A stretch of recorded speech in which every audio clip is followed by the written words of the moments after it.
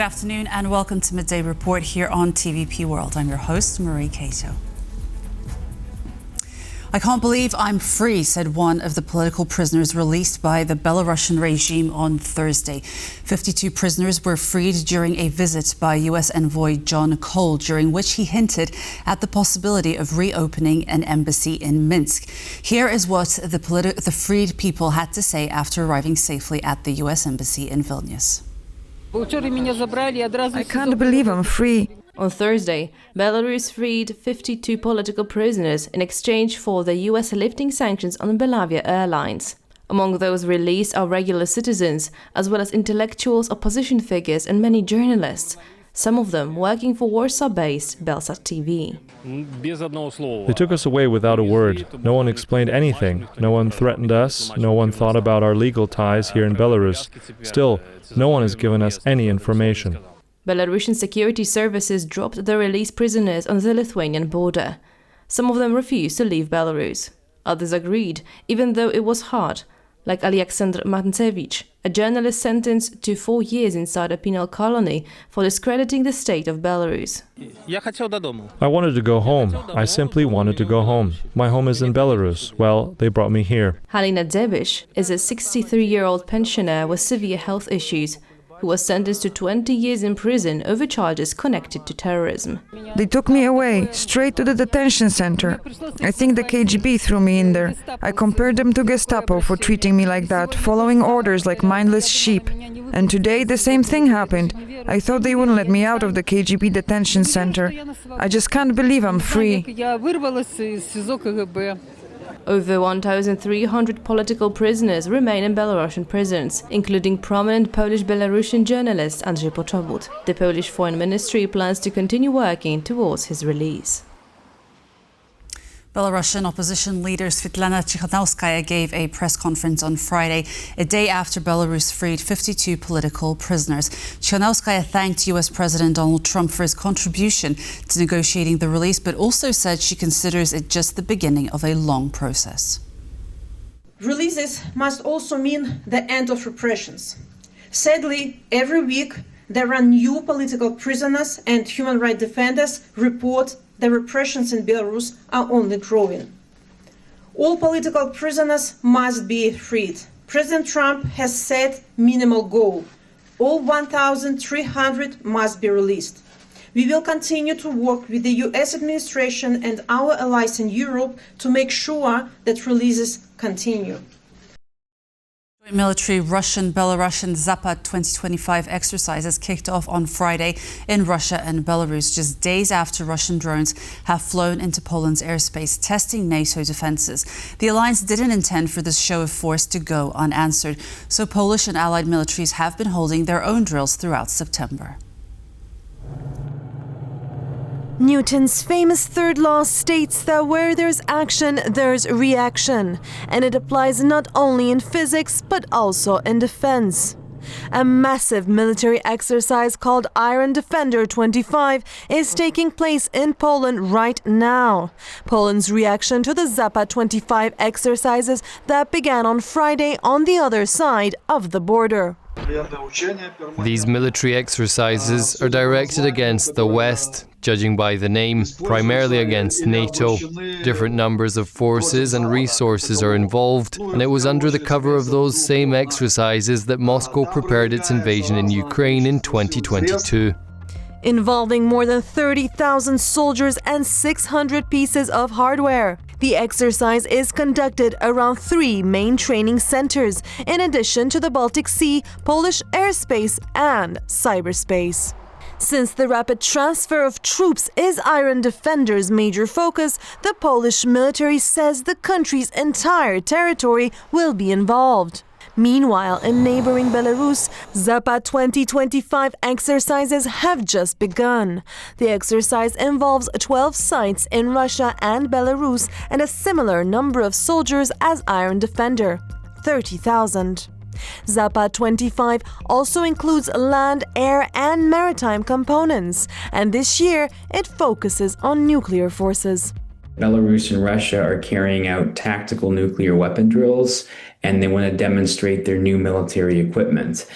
And that is both a strategic communication threat towards the Western audience, i.e., every time the Russians do something like this, they monitor the response of the individual nation, they monitor the response of NATO allies. Moscow is watching the drills even closer this year, with multiple Russian drones falling on Polish soil earlier this week. All the military posturing points to one conclusion: vigilance is not just an option anymore. Poland closed its border with Belarus at midnight on Thursday as joint Russian-Belarusian Zapad military drills kicked off in neighboring Belarus. The joint exercise is aimed directly at Poland and the EU and includes aggressive war scenarios, Polish Interior Minister Marcin Kierwiński has said. The border may be reopened, but only when we are certain that Polish citizens are safe and not threatened by provocations or acts of aggression. We will continue to assess the situation and may decide to restore border traffic when conditions allow. This decision is entirely about Polish security and will remain in effect as long as necessary. Any indication of a threat to Poland or our citizens will keep the closure in place. Russia has deployed significantly fewer forces and assets for these exercises, said Andriy Demchenko, spokesperson for the Ukrainian State Border Guard Service, referring to the kickoff of the Russian-Belarusian Zapad joint military drills. According to Demchenko, Ukrainian border services don't see an immediate threat of Russian military escalation.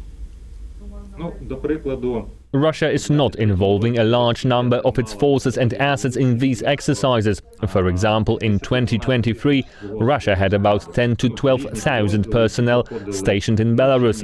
These were various units that underwent training and preparation on Belarusian soil. At that time, Belarus provided its training grounds for Russian troops to conduct exercises and military coordination between the two countries. This time, Russia has deployed significantly fewer forces and assets for these exercises. However, despite the relatively small and insignificant number of Russian troops on Belarusian territory, we still cannot rule out provocations that may be staged in different directions. Polish Foreign Ministry spokesman Paweł Wroński announced that Deputy Prime Minister and Foreign Minister Radosław Sikorski traveled to Kyiv on Friday morning as Poland looks to gain experience on counter-drone systems that are most effective in Ukraine.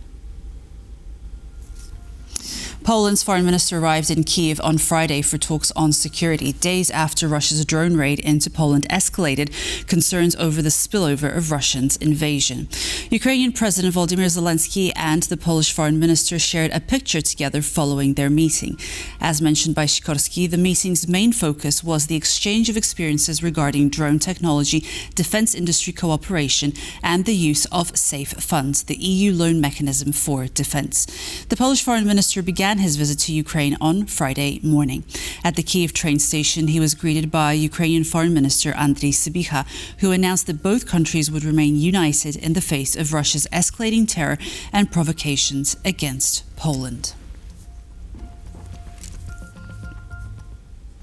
US President Donald Trump has said a Russian drone incursion into Poland might have been, quote, a mistake as he addressed reporters before boarding Marine One. Trump's comments come as his push for peace in Ukraine is being impeded by Putin's confrontational attitude.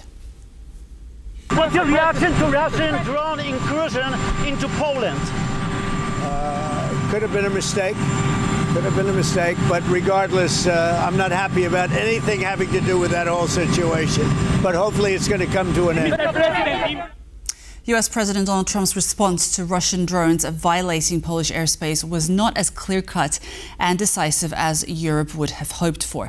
Tomasz Pudłowski, professor of political science at Wizja University, told TVP World that the sentence, "Here we go," on the president's recent social media post was designed to be non-committal for a reason. Since words have consequences, he said something that basically could be interpreted in a number of ways. If we try to translate it into Polish, it could mean he's just an observer. It could mean he was expecting this. But generally speaking, he refrained from making any clear statement. And after that, his interpretation was basically excusing President Putin and saying that it was a mistake, like you said. So he's being tested, we're being tested. He's sitting on the fence, trying not to make a commitment one way or another and avoid saying anything that would have serious consequences, because declaring this an attack on NATO would have to result in a serious response on the part of NATO. Estonia has summoned Russia's chargé d'affaires in Tallinn to protest the violation of Polish airspace by Russian combat drones. Tallinn condemns the incident as deliberate escalation. The Estonian Foreign Ministry said Russia's drone incursion into Poland's skies on Wednesday was an unacceptable and aggressive act against a NATO country that endangered civilians, regional stability and international peace. Foreign Minister Margus Čakna emphasized that the violation, which prompted a partial closure of airspace over Poland, is unacceptable and that Moscow bears full responsibility. Estonia added it stands in solidarity with Poland and its allies. According to Warsaw, at least a dozen Russian drones crossed into Polish territory during the incursion. Yes, of course. Director of the Asia Research Center at the Kazimierz Pulaski Foundation, Ruben F. Johnson, described the possible response to the Russian incursion into the Polish airspace in an interview with TVP World, saying it will be limited to, quote, shooting down drones, not Russian aircraft. He added that Lukashenko's relationship with the Kremlin makes him an important asset to Trump's efforts to end the war.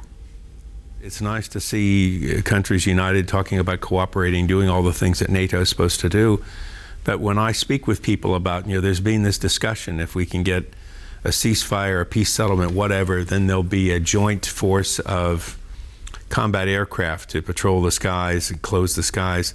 But when I talk to people about it, it's all about, well, they're not talking about shooting down Russian aircraft, they're talking about shooting down drones. And there are very specific rules of engagement for the entire coalition, and then each country has its own specific rules of engagement, and Lukashenko will try to get everything he possibly can out of it. He won't give anything away without thinking he's going to get something or being promised something. And Trump wants so badly to be the person to say, oh, I've solved another war, I've made a deal with Putin. He realizes he can't really make much progress with Putin because everything he's tried so far. So he's happy to try to use Lukashenko again as a middleman, and Lukashenko's happy to play that role. Russia has reportedly come under one of the largest overnight drone attacks since the start of the full-scale war, with Moscow and the Petersburg region among the areas targeted. So far, these claims couldn't be independently verified. The Russian Defense Ministry said 221 drones were intercepted across several regions. In the Petersburg region, officials said around 30 drones were shot down, with debris falling near St. Petersburg. The regional governor claimed fires broke out in the Primorsk port and a pumping station. Both are now reportedly extinguished. In Moscow, the local mayor said 9 drones were downed, while residents reported blasts west of the capital. Smolensk residents also shared footage of a large fire, allegedly at the Lukoil facility, though this last yet to be officially confirmed. The Ukrainian military hasn't commented so far on the reported strikes. Thousands gathered in Slovakia's capital to protest Prime Minister Robert Fico's meeting with Russian President Vladimir Putin, condemning his pro-Russia stance and government austerity plans. On Thursday, demonstrators filled Bratislava's SNP Square, chanting "Shame, shame," and "We had enough of Fico."